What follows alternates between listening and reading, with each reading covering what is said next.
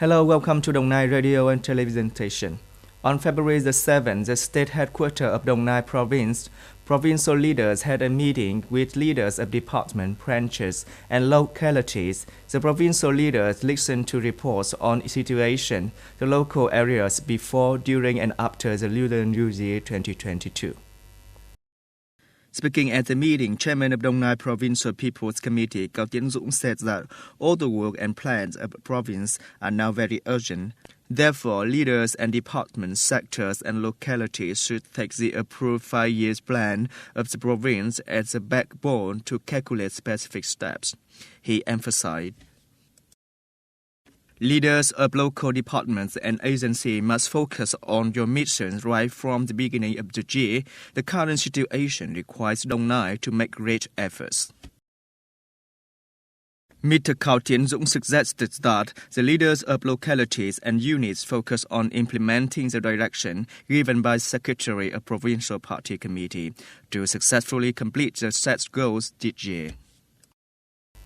In the joyful atmosphere of 2022 early days, the Office of Provincial People's Committee held a meeting with officials, civil servants, public employees on the occasion of the first day back to work. On behalf of the Provincial People's Committee, Chairman of Provincial People's Committee Cao Tiến Dũng praised the efforts and performance results of the office in consulting work. It has helped the Chairman and Standing Committee of the People's Committee to lead and direct the implementation of socio-economic development tasks, ensure national defense and security, and especially in pandemic prevention and control in 2021. In the spirit of a new year, the Chairman wished that the Office of Provincial People's Committee would further promote its dynamism and creativity to successfully complete the assigned tasks together.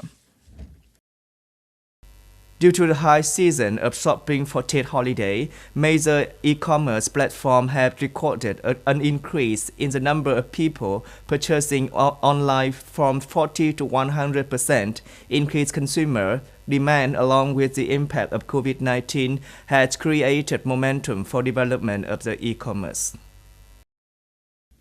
According to the Vietnam E-commerce Association, VCOM, Vietnam's retail e-commerce market is forecast to increase by 300% from $13 billion in 2021 to $39 billion in 2025. Vacuum's survey shows that 58% of Vietnamese consumers believe that they will continue to shop for groceries on e-commerce platforms because of their convenience, and this habit will remain for long.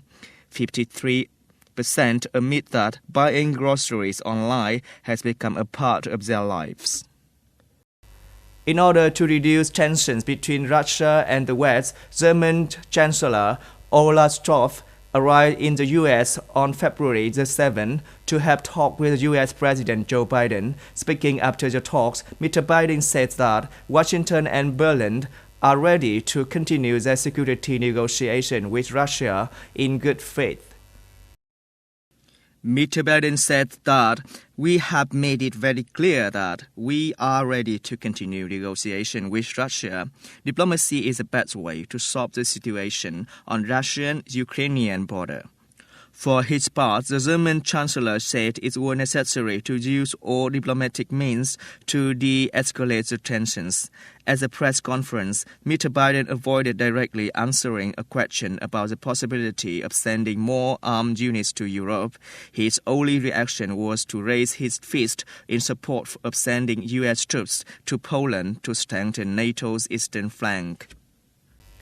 The Iraqi parliament on February the 7th decided to postpone the presidential election. The decision was made after voting session to decide the date for the election could not have been carried out as only 58 out of 329 members of parliament attended.